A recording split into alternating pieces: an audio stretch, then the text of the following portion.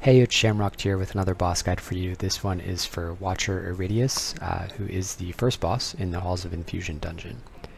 This was specifically on a 23 Tyrannical with, Incorporeal and Spiteful as the affixes. So before going into the actual boss, here's a quick overview of the talents that I've chosen.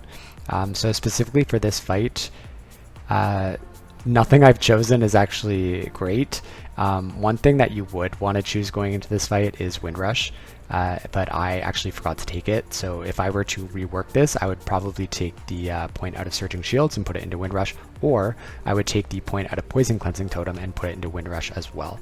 The reason I would say Poison Cleansing Totem is because although it is useful, it is actually not necessary unless you guys are like really bad at doing the mechanics for the frog boss or running away from the little frogs during the trash. So I actually feel like Poison Cleansing Totem is a bit of a wasted point here. It's more of just like a safety net. However, this was the first time I was doing this dungeon on a 23 Tyrannical, so I did take the Poison Cleansing just in case, but forgot the Windrush. So if you're doing this dungeon and this boss on Tyrannical, I would absolutely recommend taking Windrush because it's going to help you run out of the power overload dots that he puts on everybody. That sort of like puts the electrical field on the ground. Alternatively, you can also try to go into Gust of Wind. However, that requires either 2 more points into Winds of Alakir or another point into the Hex Augmenter, which neither of these is something that I want for this dungeon, and I also feel like we're already pretty starved for points here for this dungeon given the amount of utility that is needed to do it correctly. As well as on Tyrannical, I like speccing into Totemic Recall and Creation Core for the third boss. So Gust of Wind, if you can fit it into your kit, that's great. It will definitely help you on the first boss. However, for me, it's just not a requirement. And then on the right side of the tree, pretty standard build. I have my 2 DPS talents in Lava Surge and Master of the Elements. I do not have Stormkeeper. However, in order to get the extra DPS talent, I had to take 1 point out of Ancestral Vigor, which in this case is fine. There's nothing in this dungeon that is like really worrying as a one-shot at a level 23. You know, the last boss has some pretty scary casts, but maybe 24 or 25 is something where I would consider putting that extra point into Ancestral Vigor. But other than that, pretty standard build, and I also have Wave Speaker's Blessing to help with the Wrath damage on the third boss, where I can, you know, use Primordial Wave and my tier set a little bit better with the extra 3-second duration on Riptide, which also helps with the first boss as well, to be honest. But yeah, other than that, it's pretty standard. So with all that being said, let's jump into the actual boss fight.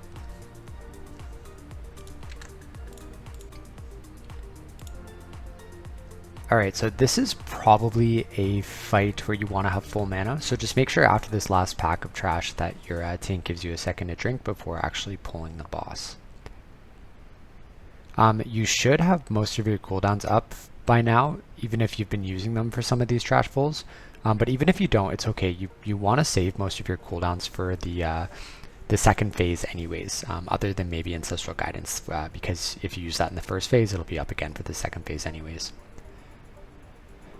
Okay, one thing, I'm going to be honest with you, to do this on a higher key, Tyrannical, you pretty much need a priest. And having a priest is going to allow them to mass dispel the dot off of everybody that he puts on.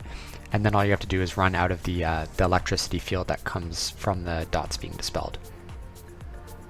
If you don't have a priest, it means that you have to heal through both the dot and the ground effect. Which personally, like, I don't know, you'd have to be really good, and people would need to be using their defenses properly and health pots and everything.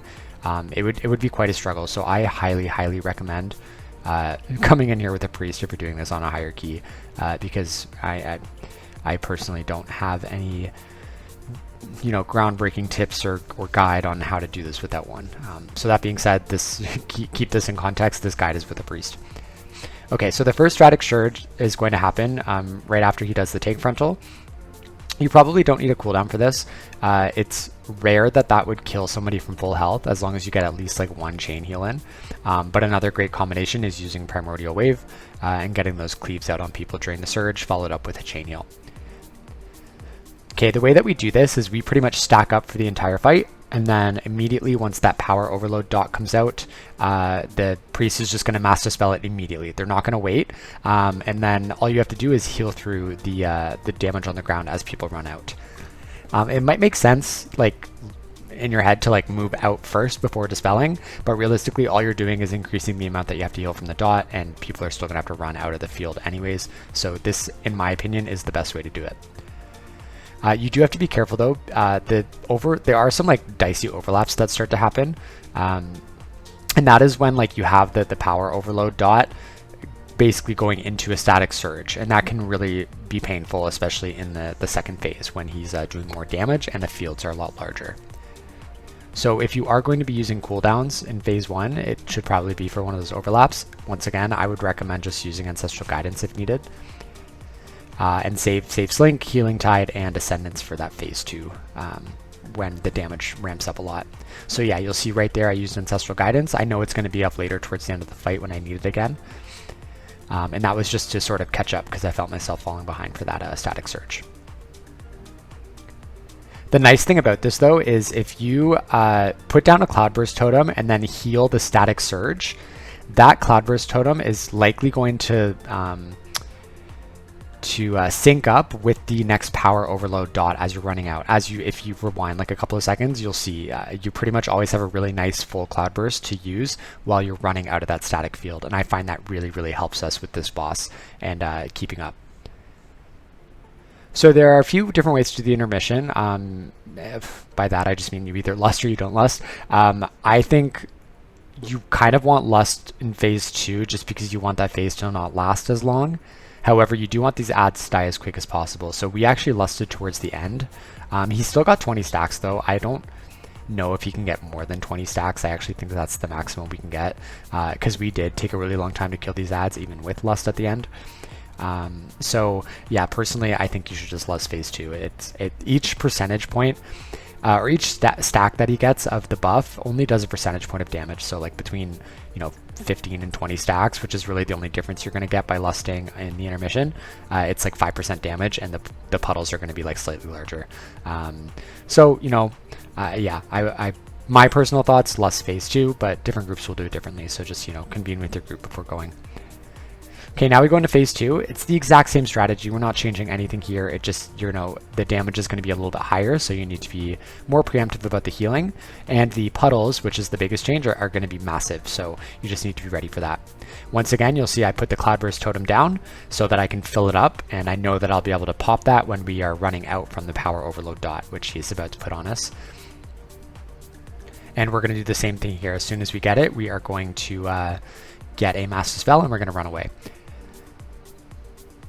All right, here we go.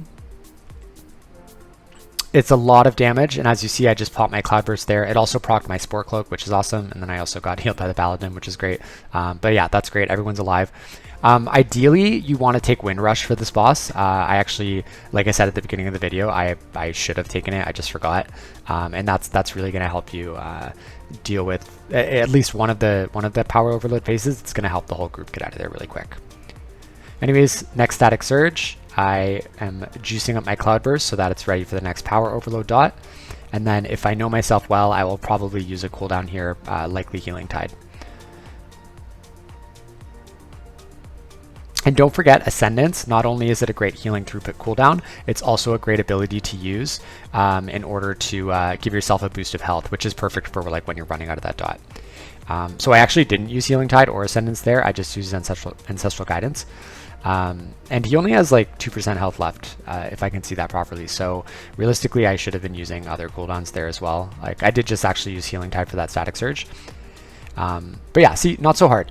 And if you are like getting more phases than that of the power overload dot, just remember you can use your Ascendance or Healing Tide or Slink, all of those, as well as Spirit Walker's Grace. That's a great ability for this fight as well.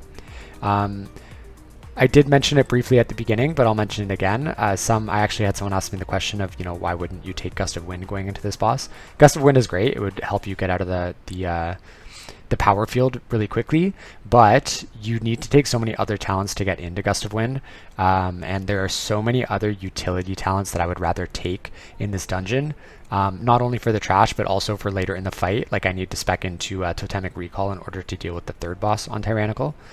So for me, Gust of Wind is just not worth it. And you see right there, during this whole fight, I didn't need it. So I believe that you probably don't need it as well, even if you think you do. I think Wind Rush and Spirit Walker's Grace are totally fine.